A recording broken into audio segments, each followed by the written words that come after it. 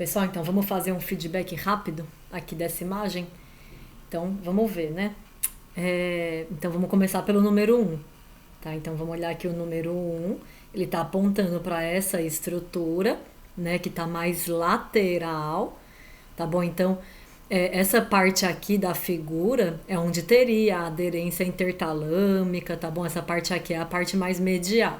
Então aqui para a esquerda é a parte lateral. Muito bem. E vamos ver então quem que é o 1, tá? Ele não indica o 1 em nenhum lugar ali no córtex cerebral.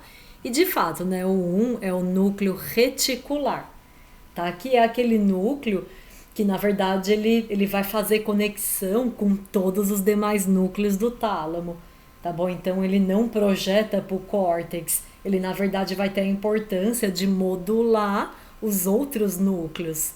Tá? Então, uma coisa interessante do núcleo reticular é que ele recebe a maior parte das informações que estão seguindo para chegar nos diferentes núcleos, chega também no reticular.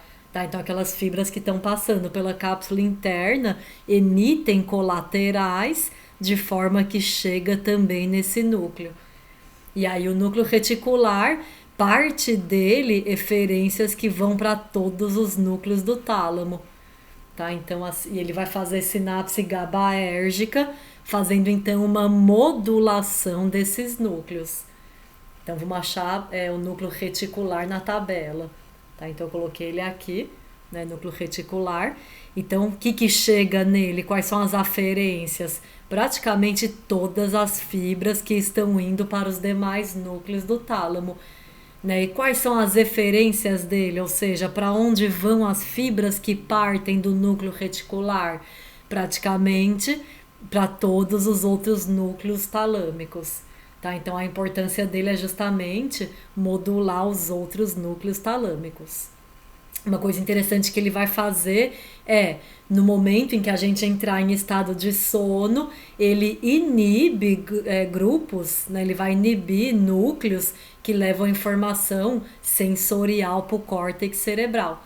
Né? Então a gente já vai ver que tem alguns núcleos talâmicos que justamente parte desses núcleos, projeção sensorial para o córtex. E se a gente está dormindo, você não pode fazer, né, com que você tenha o mesmo nível de sensibilidade que você tem no estado de vigília. Senão qualquer formiguinha caminhando aí pela sua bochecha ia te acordar, né? E não pode. Tá? E aí o núcleo reticular é importante nisso, porque ele vai inibir esses núcleos que levariam, né, que projetariam informação sensorial para o córtex cerebral. Mas muito bem, vamos lá então agora para o número 2. Os outros são mais fáceis, né? Porque tem uma área para onde eles projetam. Então vamos lá para o número 2, é esse aqui, né? Que está aqui em vermelho. Quando a gente vai lá pro córtex cerebral, né? Que giro é esse aqui? É o pré-motor, é o pré-central, tá? Então isso aqui é a área motora primária, tá? Pegando aqui também, né, na parte medial. Né? Então, com isso a gente conclui que esse núcleo 2 é um núcleo motor. Por quê? Porque ele está projetando para a área motora primária. Né? Vamos ver o nome dele. Ele é um núcleo ventral lateral. Aí vamos lá para a tabela para dar uma olhadinha nele. Tá? Ele está aqui, ó, núcleo ventral lateral. Né? Então, ele recebe informação da onde? Do cerebelo. Né? Então, tem núcleos cerebelares que contêm neurônios que vão terminar nesse núcleo talâmico, né, no núcleo ventral lateral. Tá? Então a gente vai ver isso ainda na aula do cerebelo. E ele recebe também informação do globo pálido. Né? De fato, são estruturas motoras. E para onde que ele projeta? Córtex motor, tanto primário como secundário, né? Que é exatamente o que a gente estava vendo lá. E a função dele, então, é exatamente programação motora, quando a gente pensa, né, no córtex motor secundário, e correção do movimento. Isso aqui é a especialidade do cerebelo. Tá? Então, núcleo ventral lateral. Um núcleo talâmico bem importante. O número 3 está logo anterior a ele. Né? É o ventral anterior. Aí vamos ver para onde que projeta, né, o número 3. Ele projeta também para áreas motoras, porém somente secundária. né? Ele não está pegando o giro pré-central, ele projeta para a área motora secundária. Tá? Então vamos achar ele na tabela. É esse aqui, né? O ventral anterior. Ele recebe informação do globo pálido e projeta a informação para o córtex motor secundário, né? Então a função dele é programação motora. Muito bem. 4, o 4 está aqui em amarelo. A gente olha no córtex que ele projeta para onde? Para o giro do símbolo, né? A porção mais o começo e a metade, né, aqui do giro do símbolo. E com isso a gente já começa a pensar que ele vai fazer parte de alguma, vai ter alguma função límbica, tá? Então vamos lá dar uma olhada nele na tabela. O nome dele então é núcleo anterior. E aí tá aqui, né? E de fato, então, ele projeta para o giro do símbolo. Ele vai receber informação dos corpos mamilares, que são estruturas hipotalâmicas, tá? Não se esqueçam, são aqueles corpos que é possível ver quando a gente está olhando numa visão de frente, tá? Quando a gente está olhando anteriormente, tá bom? Pro encéfalo. E ele vai ter função de memória e aprendizagem, né? Que é exatamente a função da primeira porção do giro do símbolo. Né, eles costumam separar o giro do símbolo como a primeira metade, memória e aprendizado, e a segunda metade, mais pro final, emoção, tá? Mais voltada para a emoção. A gente tem que saber cada metade, né? Tá? O giro do símbolo é uma região límbica, isso aí que tem que saber. Muito bem. Bom, 5. O 5 é esse aqui, né? Essa cor que sei lá qual é essa. Aí vamos tentar achar ela na figura. Ele pega, parece que pega, né, giro do símbolo e pega aqui também uma parte que não é primária, é alguma região, né, de associação sensitiva, tá logo aqui, né, posterior ao giro pós-central, tá, vamos ver qual que é o nome dele, né, o 5, é o dorsal lateral, então vamos achar na tabela, é o dorso lateral, né, ok. De fato, conexões recíprocas com região parietal, né? Aquela região é parietal e aí ele parece então ser importante para a integração sensorial e uma provável participação em circuito límbico, tá? Então é o núcleo dorso-lateral. Muito bem. Bom, 6, o 6 ele na verdade está apontando para lâmina medular interna. Tá bom? Ele tá só apontando para essa lâmina medular interna, que é importante porque ela corta o tálamo e acaba dividindo o tálamo nessas grandes áreas. Tá? Então 6 é somente a lâmina que está sendo apontada e não núcleos. 7. 7 sim é um núcleo, né? Esse verde abacate que projeta para o córtex pré-frontal. Né? Então projeta para a região do lobo frontal que não é motora. Né? Não é motora secundária e muito menos motora primária. Isso aqui é a área terciária, né? É aquela região relacionada à cognição, tomada de decisão, o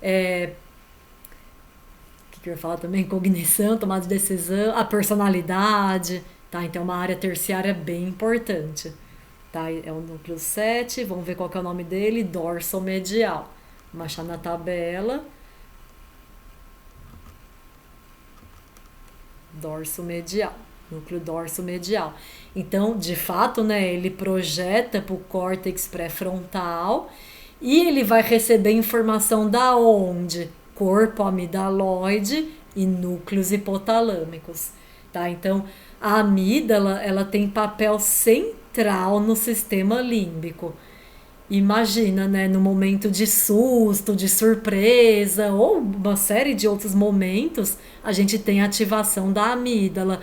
Essa informação por esse caminho, né, via núcleo dorso-medial, ela chega no córtex pré-frontal, onde você pode então raciocinar, né, tomar a melhor decisão comportamental. Tá? Então não é um comportamento impulsivo. Se envolveu o córtex pré-frontal, foi um caso pensado. Né? Vocês vão ver que tem comportamento impulsivo, mas tem comportamento também que a mensagem passa pelo córtex pré-frontal, e aí é quando o caso é mais bem pensado, que é o ideal. Tá? Então faz parte do circuito límbico. Muito bem. Vamos agora para o 8. O 8 tá fácil, né? Porque são núcleos que estão dentro da lâmina medular interna. Né? Então, o 8 são os núcleos intralaminares. Tá? O 13 também. O 13 ele está apontando para o principal núcleo intralaminar, que é o centro mediano. Tá bom? Então, tanto o 8 como o 13 são núcleos intralaminares. Tá? Então, vamos lá dar uma olhadinha na tabela. Vejam, né? Ele não está pintando lugar nenhum para esses núcleos. É porque, na verdade, os intralaminares eles vão ter uma projeção difusa.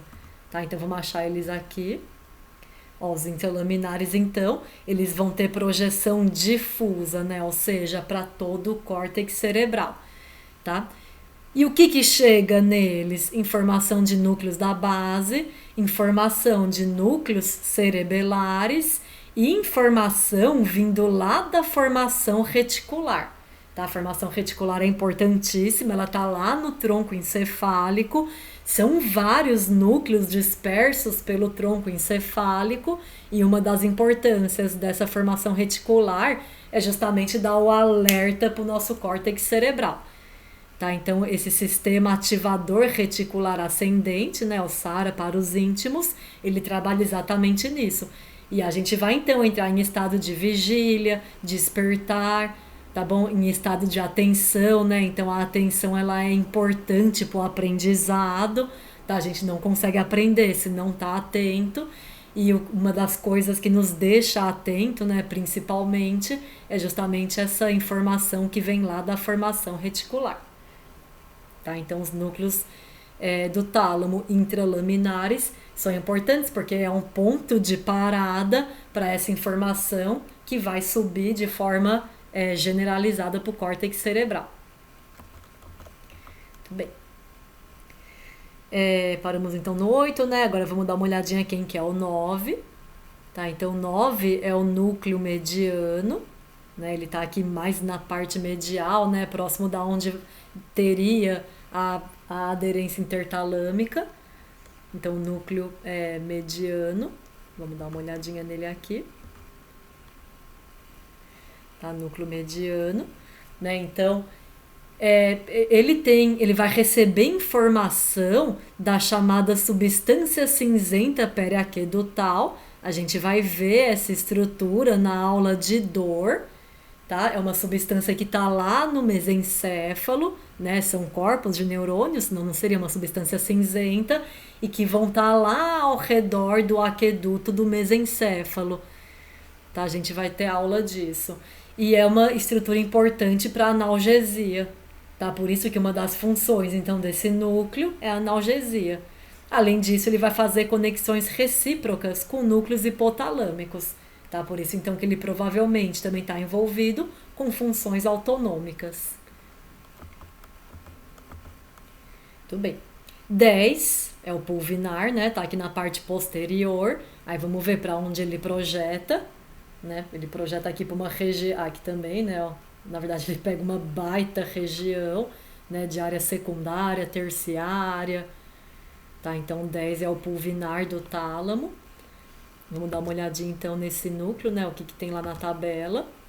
Pulvinar, né? Então ele faz conexões recíprocas com região temporo-occipito-parietal. E aí, né, uma das teorias é que ele esteja relacionado com cognição e linguagem. Tudo bem?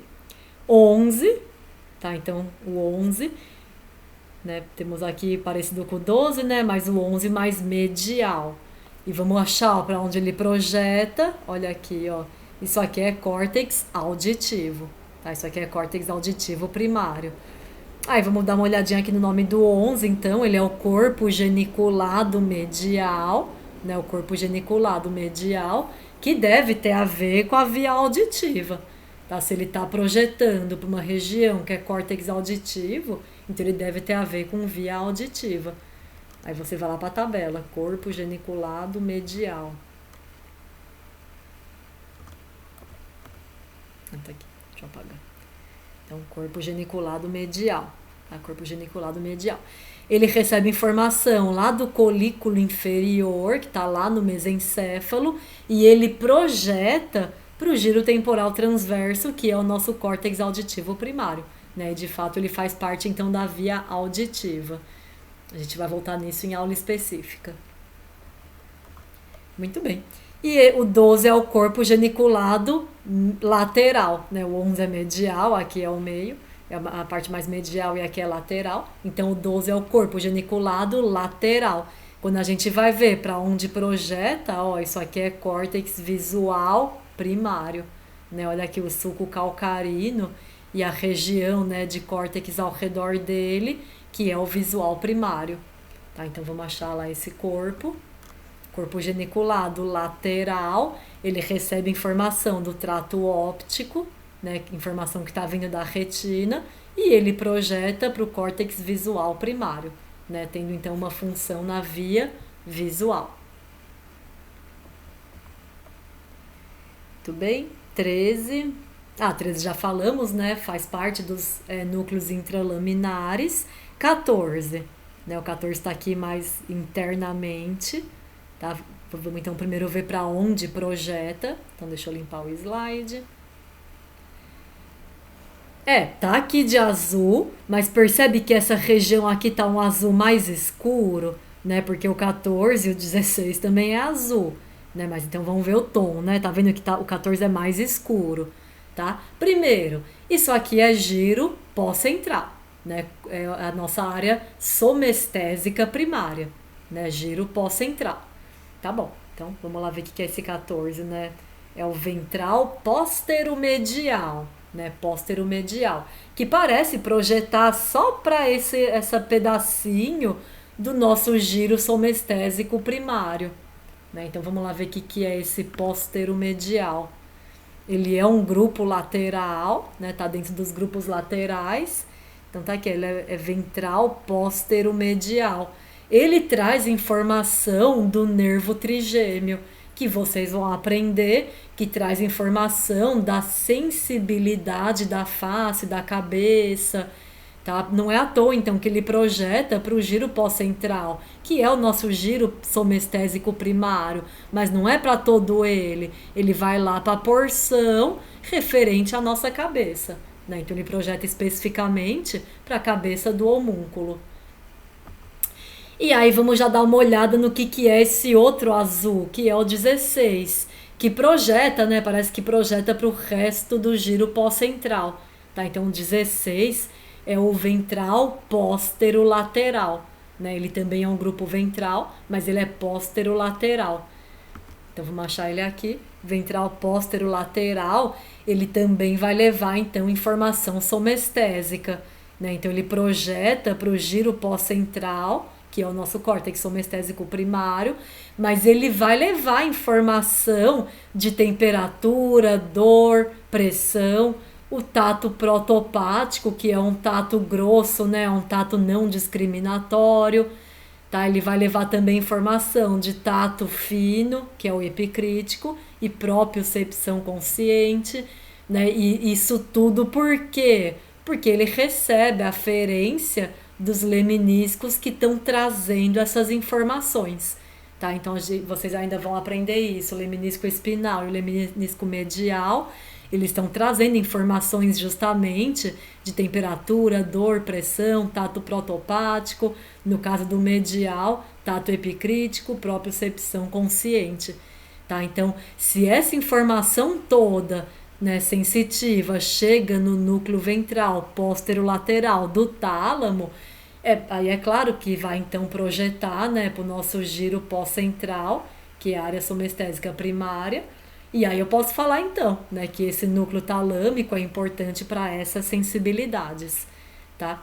Antigamente falavam que o tálamo era simplesmente um ponto de parada de informação motora, sensitiva. Hoje em dia sabe que não, tá? Hoje em dia, se o tálamo não faz a parte dele, o córtex cerebral ele não consegue interpretar adequadamente o estímulo.